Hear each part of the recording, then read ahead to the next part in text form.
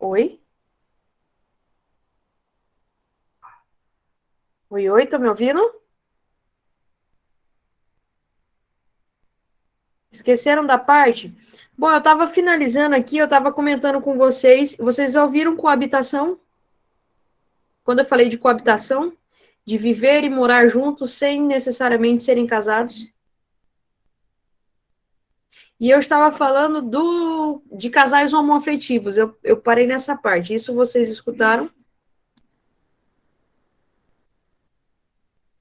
Sim? Não? Tá.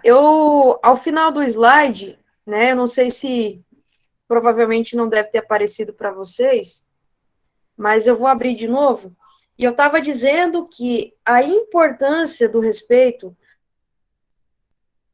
casais homoafetivos, casais na quais constitui e tem a sua própria família. Eu estava falando disso aqui. Tá compartilhando aí, Gi? Ô, Fernanda? Está sim, doutor. E eu estava, Assim, e eu estava comentando desse assunto, né? Eu estava falando em relação ao direito de todos. Estava dando um exemplo que na Dinamarca, que foi o primeiro país que reconheceu formalmente o matrimônio, e que hoje as famílias homoafetivas, elas têm sim o direito dos filhos, têm o direito de ter os filhos, seja por adoção, seja pela forma que for. E que cabe a gente, na condição de médicos e médicas, respeitar. E era isso que eu estava comentando. E para finalizar, eu já vou abrir uma discussão aqui com vocês, na qual eu vou contar um relato. Eu só quero dizer que, independentemente do modo que seja a sua família ou a sua visão de família, a gente não aponta. Quando a gente aponta um dedo, nós temos 4 apontados para nós. E a gente cabe respeito aos nossos pacientes, independentemente da forma de vida ou do estilo que eles pretendem seguir e pretendem viver. E que família vai muito mais além de conceitos, né? E sim também de sentimentos, tá bom? Bom, o que eu estava querendo dizer, ou o que eu ia dizer a vocês em relação ao relato que eu vou comentar. Quando eu estava no hospital, né, sendo interno, passei todo o meu processo de formação, vi muita coisa, não pude dizer muita coisa, porque interno vocês sabem como é que a gente é criticado, ó. E quando eu vim para o Brasil, fazendo alguns estágios, vocês sabem que eu não posso trabalhar no Brasil porque eu não tenho CRM, então eu tenho que só ir para aprender mesmo e ficar olhando. Mas o que eu quero dizer com isso? A gente estava no pronto atendimento, chegou uma criança, e essa criança já chegou acompanhada de 2 mulheres, né? Claro que, como eu estava dentro da sala, eu não sabia o que estava acontecendo, não vi, e a recepcionista perguntou assim, quem é a mãe da criança? Aí uma olhou para o outro e disse assim, somos nós. Ela disse, não, não existe 2 mães, existe uma mãe. Então, uma de vocês vai ter que tomar a frente, vai ter que vir aqui, porque não posso pôr aqui que você é mãe. Você não é mãe, você é tia, né? Segundo o relato da paciente. E isso gerou uma comoção, isso gerou uma revolta ali de pessoas que estavam escutaram, das próprias mães que estavam escutaram. E quando foi para entrar no consultório, quando eu abri a porta, eu fui chamar, né, pelo nome do paciente, chamei o nome do paciente, obviamente que as 2 levantaram e vieram. E a secretária veio desesperada de lá para cá e disse assim, não é para entrar 2 pessoas, porque é proibido aqui no hospital entrar 2 pessoas na consulta. Eu já disse que só tem uma mãe, não tem 2 mães. E eu não tinha entendido até então que já teve um TRTT lá fora, né? A doutora que estava atrás de mim falou assim, Mário, o que está acontecendo? Eu falei, olha, doutora, eu também não estou entendendo, mas pelo que eu entendi, é uma criança que tem 2 mães, e que a secretária está dando chilique porque a criança só pode ter uma mãe. A doutora saiu, olhou bem para a secretária e disse assim, se você só tem uma mãe, e se você só considera uma pessoa como mãe na sua vida, isso é um problema seu. Se essa criança tem 2 mães, e as 2 são as mães, isso é um problema delas. Quem está aqui atrás da mesa sou eu, e eu atendo todos da melhor maneira possível. Entrem as mães. E aí, entrou as mães. Só que ficou uma situação desagradável, conceituosa, claro. Então, assim, tomem cuidado com as palavras, tomem cuidado com a forma na qual vocês vão conduzir uma situação. Porque, antes de tudo, a gente tinha uma criança ali presente, um ser inocente, né? E também nós tínhamos duas pessoas por trás da situação, na qual têm sentimentos, na qual merecem também respeito. Então, são situações que vocês vão lidar ao cotidiano, ao dia a dia, e vocês vão ter que saber conduzir. Nesse momento, às vezes, a gente não vai nem tanto agir pelo nosso lado médico, senão que pessoa, tá? O relato que eu tenho para passar para vocês, que foi uma das coisas que aconteceu, teve mais episódios, mas eu queria ouvir agora de vocês. A opinião de vocês, o pensamento de vocês, mesmo que rapidamente, em relação às situações na qual eu contei, ou ao que vocês quiserem falar e também perguntar, tá bom? Eu estou a ouvidos.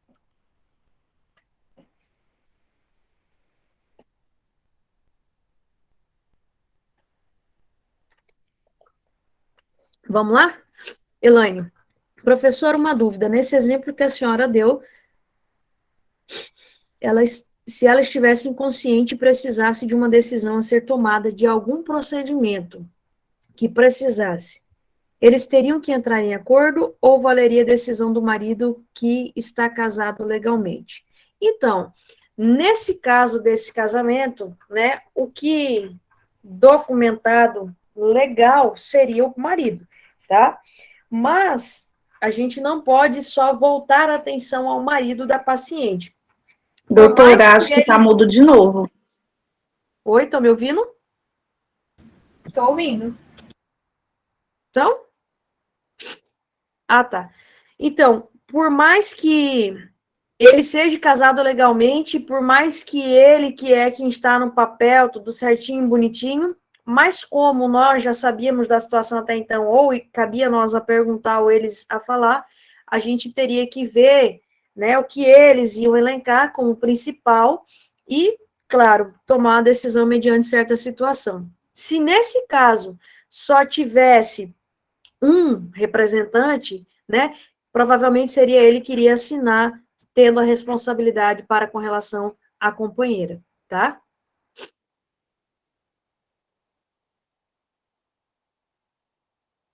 Pois não?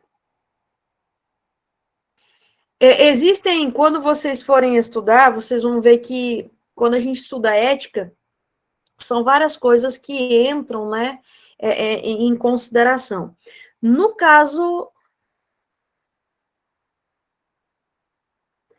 Eliseu, pois é, na realidade, o hospital, ele capacita os profissionais para um atendimento, tá? O atendimento a todas as pessoas de melhor maneira possível. Só que o que acontece?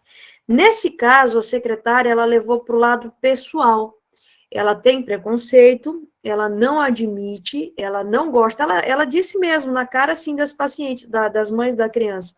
Ela é uma pessoa que, para ela, família é algo que tem que ser sim, tem que ser daquela forma, que isso é uma afronta à sociedade, então ela expôs o caso dela ali, né, ao posicionamento, né, ao que ela pensa da vida. Então não foi uma falta de capacitação dos atendentes, senão que ela foi para o lado pessoal da situação, dela não gostar, dela ter um preconceito com isso e ela não aceitar de forma alguma, tá? Nesse caso. Então, assim, o que acontece? Aline, nesse caso das crianças, né, dessa criança com duas mães, se a criança, ela tem, né, para uma autorização, as duas mães na certidão que hoje acontece, as duas podem ser as assinantes responsáveis. Se nesse caso, a mãe, né, aqui vamos supor, só tem o nome de uma na certidão de nascimento, então, legalmente, ela que tem que assinar, tá? Bruno disse, o médico não está lá para julgar nenhuma configuração familiar, está para atender independentemente de quem seja. Exatamente. E o respeito é mútuo e essencial em todos os setores. Exato, exato, exato. Eu sempre digo, a gente não está lá por fulano, por Beltrano, por ciclano. A gente está lá pelo restabelecimento da saúde de alguém que necessita. Então, a gente vai olhar primeiro a isso e depois a situação ao entorno, tá bom? Professora, Pois não, meu licença. filho. A gente está falando de uma configuração de família e tudo mais, mas tem, assim, além disso, né, não fugindo do tema, mas sempre penso em questões como assim, como você disse, não vamos julgar, estaremos sempre ali para poder trabalhar na condição de médicos, isso vai ser importante sempre. E penso até além disso, por exemplo, quando a gente fala de família, a gente fala de gênero, e exemplo, digamos que um de nós, né, sejamos ginecologistas, e no nosso consultório, ou na clínica, ou em qualquer lugar, no ambulatório que seja, vá um homem trans numa consulta ginecológica, né, sendo um homem trans um atual homem, agora, né, porém, biologicamente, ainda com aquele corpo geneticamente macho feminino. Então, nós vamos atender esse homem, né, na condição de homem, pela sua conduta social e tudo mais, mas tem ali um sexo biológico, isso vai ser levado em conta também, né, para poder conduzir o atendimento, e nós não vamos ter distinções nisso. Eu sempre penso nessas questões de atender uma mulher trans, um homem trans, e não olhar só para o que está fora, né, mas também no biológico, que também nos cabe olhar. Exato, você disse algo muito importante, André, porque assim, o que a gente vai cuidar? Nós vamos cuidar e nós vamos observar a estruturação física, né? Então, nesse caso, você não vai dizer assim, não, não vou atender, não vou fazer isso, ou não vou fazer aquilo, né? Então, assim, o que infelizmente, eu digo infelizmente, que a gente ainda tem uns mentes fechadas nessa vida e uns companheiros de trabalho que são difíceis, que acabam constrangendo muito as pessoas em certas situações, tá? Mas é a mesma coisa, André, se for levar essa discussão em relação à utilização de banheiros públicos, né, voltando àquela questão social, na qual acho que já teve até muita discussão em relação a isso. Então, é muito bom, muito interessante e importante essa pontuação sua, viu? E eu sempre falo assim, sabe, o que eu brinco lá pro pessoal no hospital, eles gostam de mim, porque eu sou, assim, aberta com todo mundo. Fala assim, a professora tem tatuagem? Tem tatuagem aqui, tem tatuagem aqui, tem tatuagem na coxa. Isso não muda o meu caráter, né? Isso não muda quem eu sou.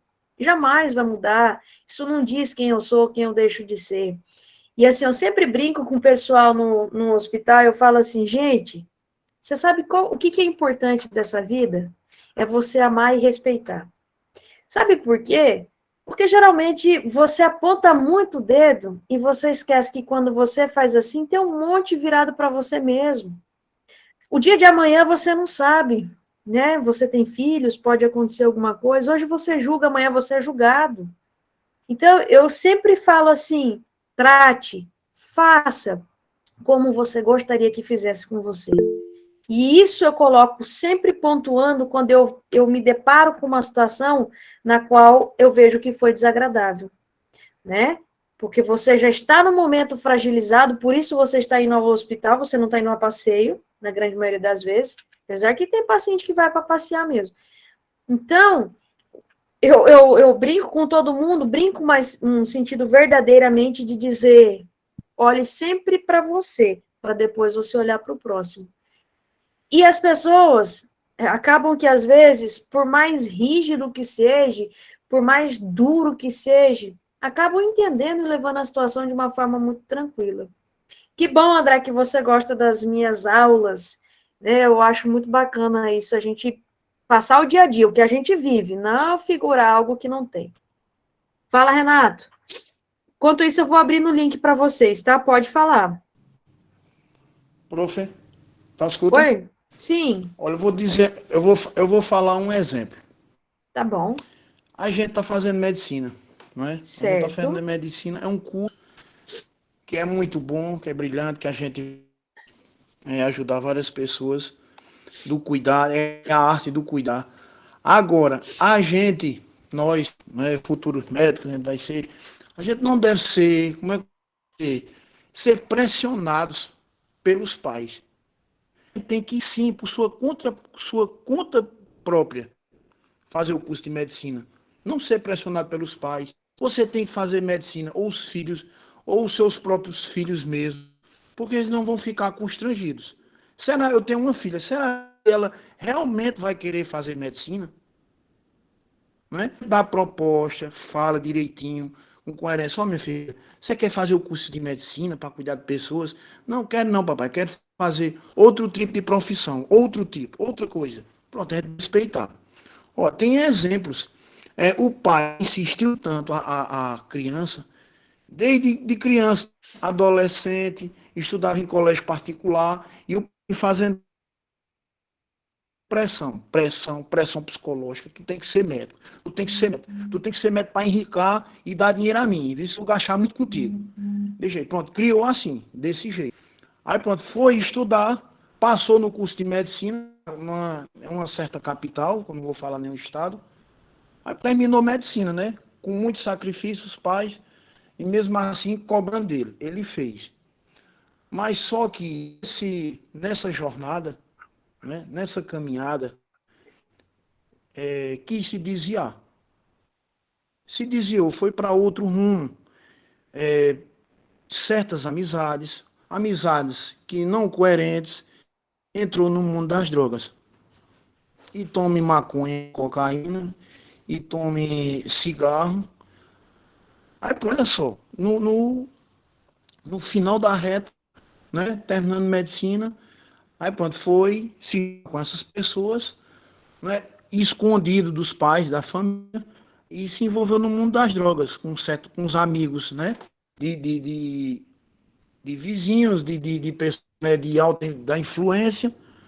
Aí se envolveu. Assumir, se formou, foi assumir trabalhos em vários hospitais. Professor, resumindo, não deu de conta de nenhum.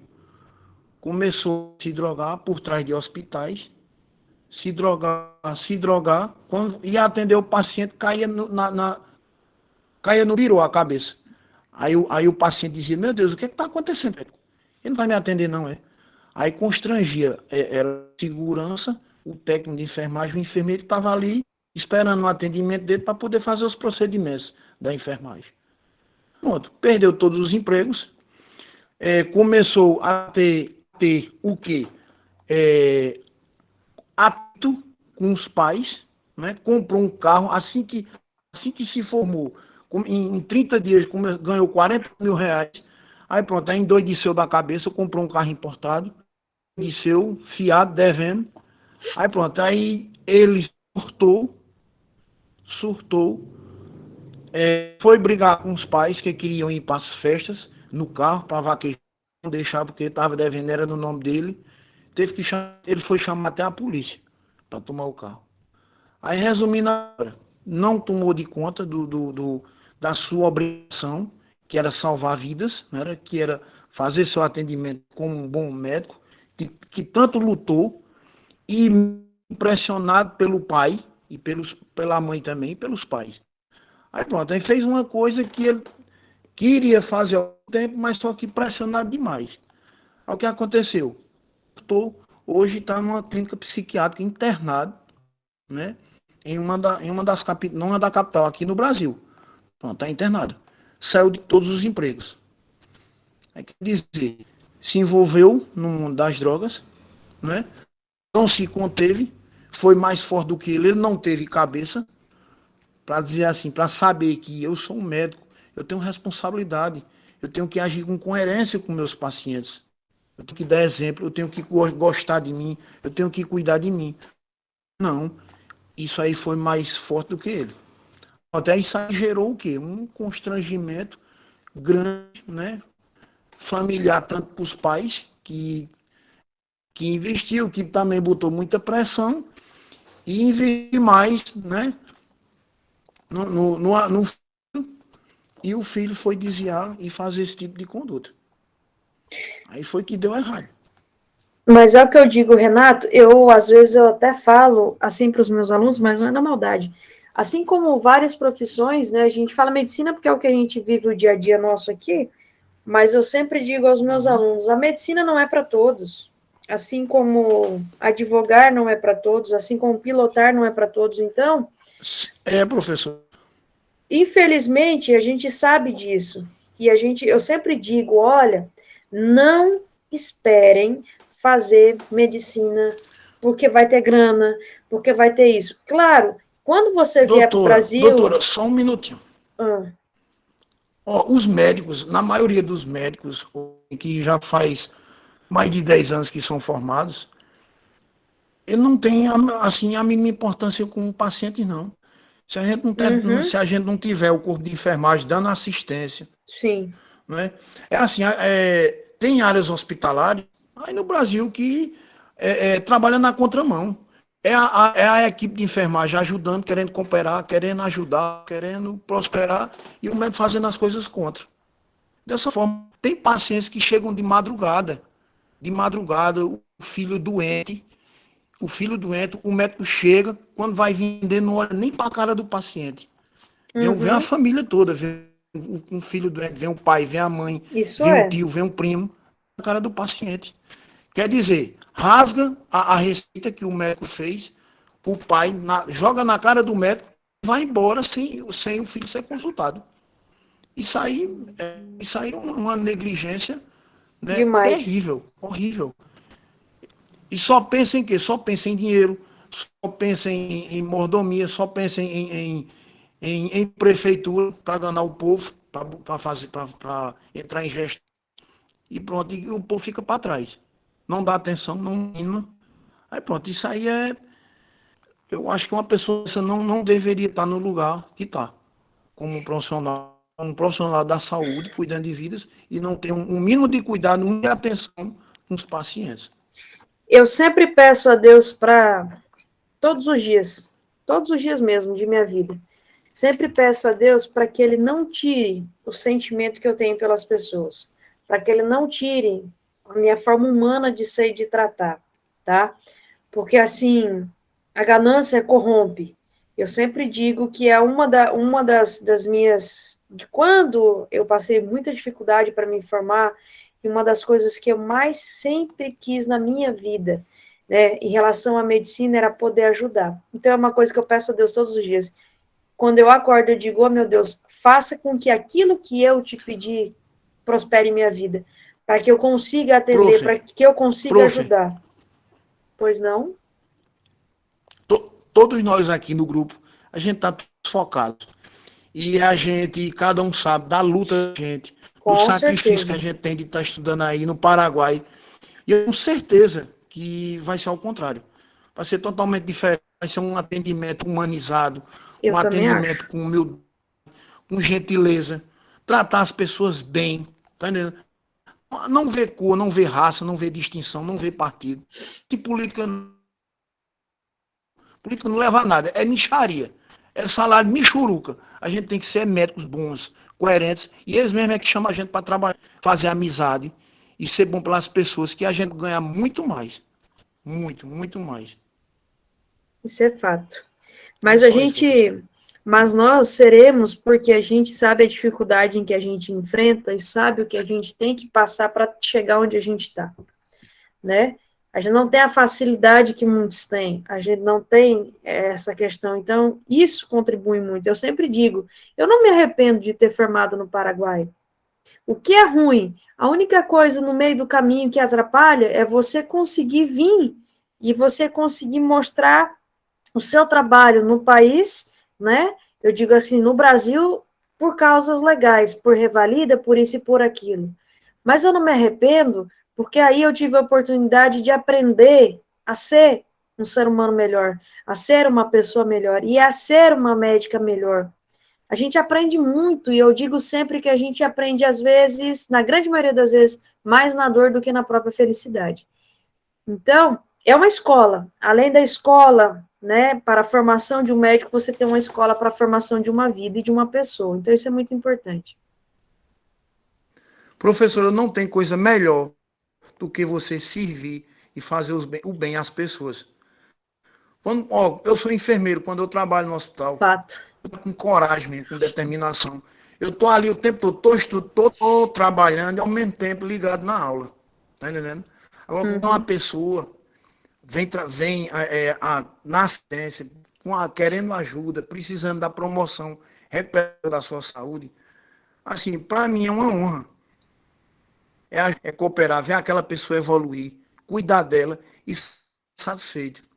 Agora, vocês virem com arrogância, com ignorância, tratar mal, ser xingado, sabe, a pessoa está ali com uma pressão alta, com dor de cabeça e não vai atender, enquanto ele não está nem aí, esperando, deixa esperar, é falta de profissionalismo mesmo. Isso aí tem que atuar.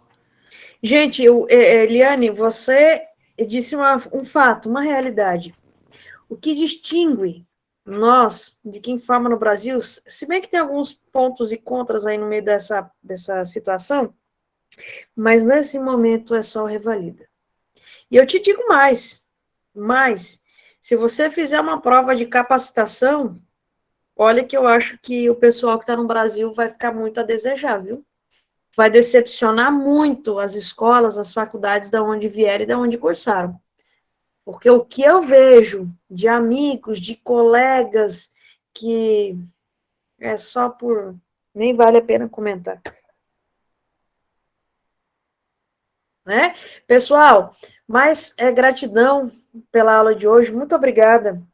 Eu agradeço sempre a participação de vocês, né? E para mim, toda vez que vocês quiserem participar, que vocês quiserem opinar, que vocês quiserem colocar a opinião à prova, fiquem à vontade, tá? Gratidão hoje sempre pela presença de vocês, pelo companheirismo, por a gente fazer um trabalho tão bonito e maravilhoso, de uma forma simples, porém de coração, certo? Um beijo gigante para vocês, que vocês tenham um bom resto de jornada, que vocês consigam aí ter um final de semana tranquilo e abençoado, se Deus quiser. Beijão. E vamos que vamos, meu povo.